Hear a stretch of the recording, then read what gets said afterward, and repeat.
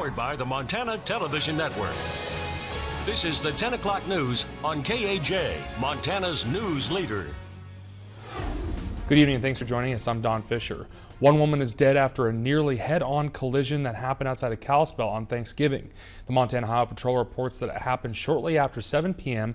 near Creston on Highway 35 near mile marker 41. For unknown reasons, a 26-year-old woman from Troy driving a 1993 Nissan Altima drove into oncoming traffic. The 65-year-old Kalispell man heading northbound in a Chevy Tahoe was taking a right-hand turn when he saw the Nissan in his lane of travel. The driver of the Tahoe braked and steered to the right to avoid hitting the Nissan, but struck it on the driver's side door. The woman was not wearing her seatbelt and was pronounced dead at the scene. The driver of the Tahoe was wearing his seatbelt and was not seriously hurt. The name of the victim has not been released, and the cause of this crash remains under investigation. The name of a husband and wife killed in a single vehicle crash on Highway 2 just west of McGregor Lake Lodge earlier this week have been released. The Flathead County Sheriff's Office has identified 31-year-old Justin Edward Novak and his wife 33-year-old Rose Marie Novak, both of Kalispell. The accident happened along Highway 2 at mile marker 88 near McGregor Lake shortly before 1:30 a.m. The Montana Highway Patrol says a 1995 Toyota Land Cruiser was heading westbound when the SUV hit black ice and the driver lost control. The trooper says that the vehicle slid off the northern shoulder of the road and rolled several times and struck several trees. There were 6 passengers in the vehicle, and the couple killed were seated in the third row of the SUV, not wearing seatbelts, and were thrown from the vehicle, and they died at the scene.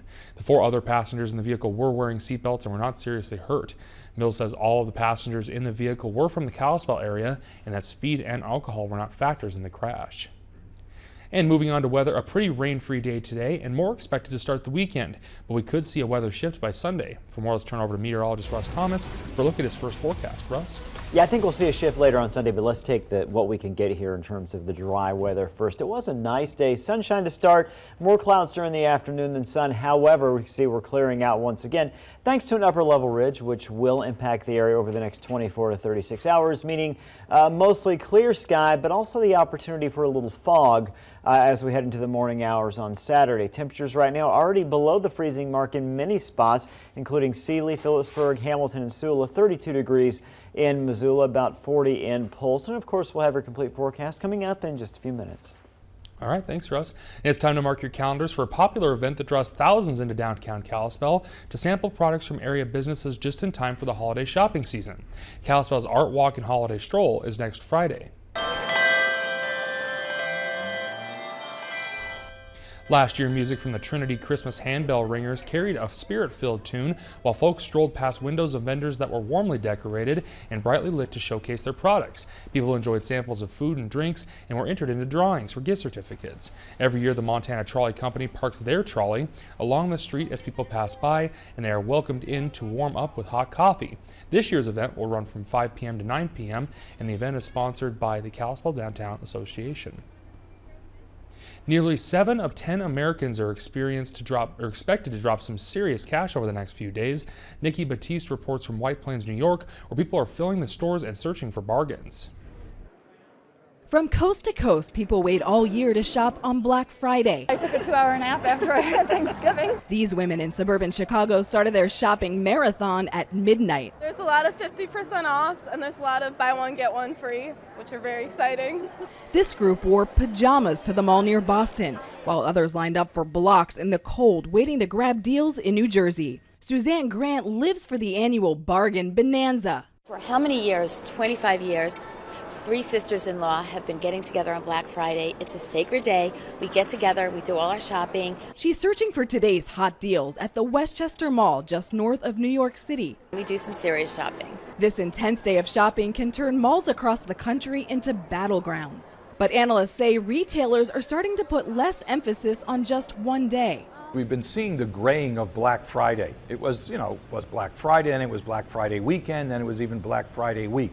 Now it's Black November. The National Retail Federation estimates 164 million people will shop in stores and online this year. That's 10 million more than last year, and for the first time ever, the estimate includes Cyber Monday. I like to try things on and touch it, and you can't do that online. Black Friday is still the reigning retail champ, with shoppers out in force looking for deep discounts. Nikki Batiste, CBS News, White Plains, New York. And retail analysts say shoppers save big on TVs, tablets, appliances, and jewelry. And Black Friday kicks off one of the biggest weekends of the year for retailers, and while the day tends to overshadow small and local businesses, many local chambers of commerce in the Flathead Valley are doing what they can to prevent that. They are coming together to encourage shoppers to support their local businesses this Saturday by offering incentives and discounts and doorbusters.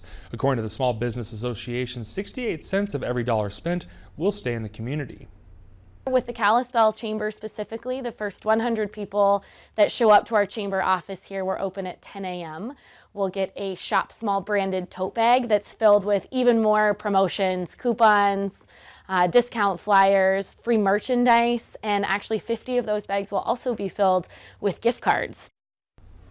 Governor Steve Bullock has given his approval to 6 bills state lawmakers passed during last week's special legislative session. The new laws will cover most of the state's $227 million budget gap. Bullock let the three of the largest changes become law, but he did not sign them. That includes bills reinforced proposed budget cuts, making transfers from other state accounts, and encouraging a deal with the owners of a private prison in Shelby. Bullock also vetoed 2 bills supported by Republican lawmakers during the session. One would have saved $15 million by requiring certain state employees to take furloughs. One of the bills that Bullock did sign put a $30 million charge on investments with the Montana State Fund, but the state fund has filed suit, claiming that change is unconstitutional. It's Montana's dirty little secret, a crime so repulsive its predators live in fear of getting caught. But Dennis Bragg reports on a new public service campaign that aims to send a message to exactly what's going to happen to those getting involved in sex trafficking. While Montana is making inroads to combat human trafficking working with surrounding states, there's one area of major concern: children being taken captive and being forced into the sex trade to satisfy adults. Now a new public service campaign launched this week called Unmasked aims to bring attention to what has been an unspeakable crime. We've done that before on the issue of fighting child sex trafficking, and we're pleased to do that once again with a Georgia nonprofit called Street Grace that focuses on trying to stop human trafficking, in particular child sex trafficking, and the Montana Broadcasters Association. She never said nothing, that was nothing she wrote. She gone with a man in the long black coat. It targets the customers of child sex trafficking and conveys the message to them that they're not anonymous, that we know who they are, that we're going to find them and we'll bring them to justice. You might be under the impression that sex trafficking is an urban problem, that it doesn't affect rural areas like Montana, but the statistics don't bear that out. Fox says Montana is actually both a source for victims and a destination for their predators. In fact, the Department of Justice says the number of juveniles rescued from human trafficking in Montana has gone up 400% in the past 2 years. Fox tells me it's difficult to know if that's because enforcement is up, child sex trafficking is on the increase, or a combination of both. But he feels community awareness is key to stopping the tragedies ruining these young lives. We have been able to catch human traffickers who are not only bringing individuals, typically minors, into Montana for sex trafficking, but we've also had young people from Montana who have essentially fallen into this trap and have been abused physically and mentally and otherwise and dragged into this criminal activities. In Missoula, Dennis Bragg, MTN News. In addition to Montana, other Attorney General offices are participating in the Demand and End campaign, including Alabama, Arizona, Georgia, Indiana, Kansas, Maryland, Nebraska, New Mexico, and South Carolina. Militants attacked worshippers at a mosque in Egypt, killing at least 200 people. There was confusion and panic outside the mosque after Egypt's deadliest ever terror attack.